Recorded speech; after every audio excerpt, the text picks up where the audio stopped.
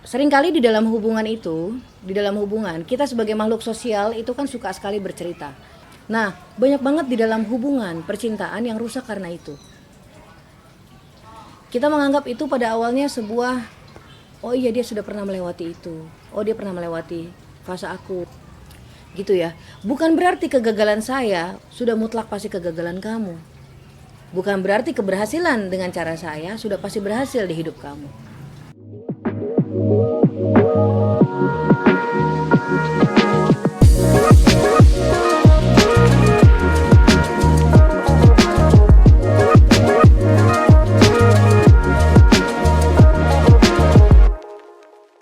Hai, kembali lagi di Sounding.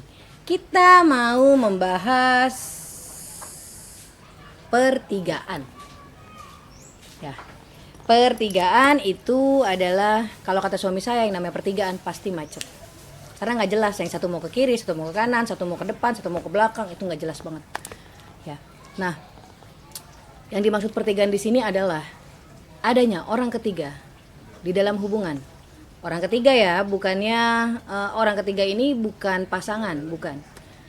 Orang ketiga ini bisa jadi teman-teman kita, bisa jadi keluarga kita, gitu. Bisa jadi mantan pacarnya, pacar kita, gitu ya. Nah, ini melanjutkan tentang konten yang tadi mengenai mengenai katanya, ya, mengenai katanya tadi. Jadi seringkali di dalam hubungan kita sebagai makhluk sosial itu kan suka sekali bercerita. Aku tuh mengalami A, aku tuh mengalami B, aku tuh mengalami C. Itu kita ceritain sama teman-teman kita, atau mungkin yang punya kedekatan sama orang tuanya, kita ceritain ke orang tua kita. Nah, sayangnya terkadang kondisi yang sudah runyam ketika kita sedang bermasalah, kita ceritakan ke mereka, pada akhirnya itu membuat kepala kita itu bias. Kita tidak clear dengan apa yang kita rasakan, kita tidak clear dengan solusi yang kita paham gitu. Padahal sebenarnya kita cuma mau cerita bahwa aku mengalami ini, aku mengalami itu, tapi ternyata diri kita, ya, bukan mereka yang salah, tapi diri kita tidak mampu, diri kita tidak cukup kuat untuk mempunyai pemahaman sendiri dan pemikiran sendiri. Nah, banyak banget di dalam hubungan percintaan yang rusak karena itu, gitu, rusak karena itu. Jadi ini sangat menyedihkan ya. Misalnya gini, ada orang yang sangat mengintervensi sebuah hubungan. Kamu harusnya begini, kamu harusnya begitu, kamu harusnya bikin ini, kamu harus bikin itu. Kita menganggap itu pada awalnya sebuah, oh iya dia sudah pernah melewati itu, oh dia pernah melewati fase aku, dia pernah. Tapi kita lupa bahwa setiap manusia punya jalan hidupnya sendiri-sendiri. Kita punya cerita yang pasti tidak akan sama gitu loh. Kita punya pasangan yang tidak sama dengan pasangannya. Kita punya tradisi, kita punya kultur yang berbeda dibesarkannya. Jadi dengan cara otomatis punya penyelesaian yang berbeda juga gitu. Nah, yang mau kita angkat di sini adalah banyak banget kegagalan. Banyak sekali kegagalan yang diakibatkan karena orang ketiga.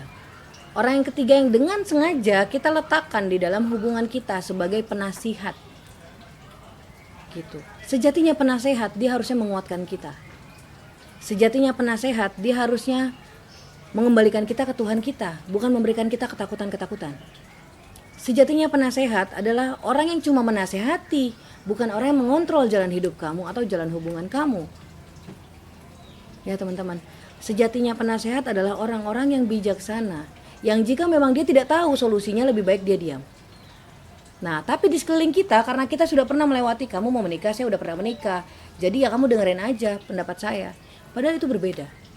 Bagaimana kita dibesarkan, di mana kita dibesarkan, lingkungan seperti apa kita dibesarkan, siapa pasangan kita, bagaimana asal usulnya, itu mempengaruhi karakter saya, mempengaruhi karakter kamu, mempengaruhi karakter pasangan kita masing-masing, gitu ya. Bukan berarti kegagalan saya sudah mutlak pasti kegagalan kamu, bukan berarti keberhasilan dengan cara saya sudah pasti berhasil di hidup kamu, ya. Jadi Belajar lagi memilih udah ketika kembali ke konten sebelumnya. Kita fokus ketika kita mau berpasangan itu cuma berdua. Kita fokus dengan itu. Baik buruknya dia, lemah kuatnya dia, kemudian titik terlemahnya dia sebagai manusia dan titik terkuatnya dia sebagai manusia. Kita fokus sama itu. Karena balik lagi kita pun gak sempurna.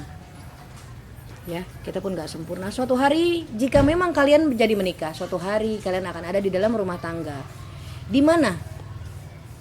Saya mau ingetin buat perempuan-perempuan yang suka curhat sama orang-orang yang tidak tepat tentang pasangannya.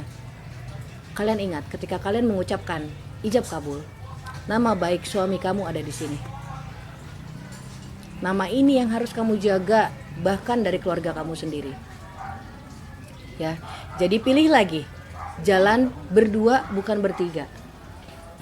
Orang ketiga tidak tentang orang yang menjadi selingkuhan pasangan kita, bukan. Atau menjadi selingkuhan kita apalagi, bukan. Orang ketiga adalah orang yang selalu ikut campur. Orang yang selalu mengarahkan, orang yang selalu mengintervensi kemana arah hubungan kalian. Ya, udah berdua aja. Karena tiga itu pasti selalu keramaian. Itu akan membuat kamu menjadi bias, akan membuat kamu lupa masalah sebenarnya apa, solusinya seperti apa. Oke, karena ketika kalian menikah pun kalian cuma berdua. Ya. Alright, itu dulu. Terima kasih sudah duduk manis.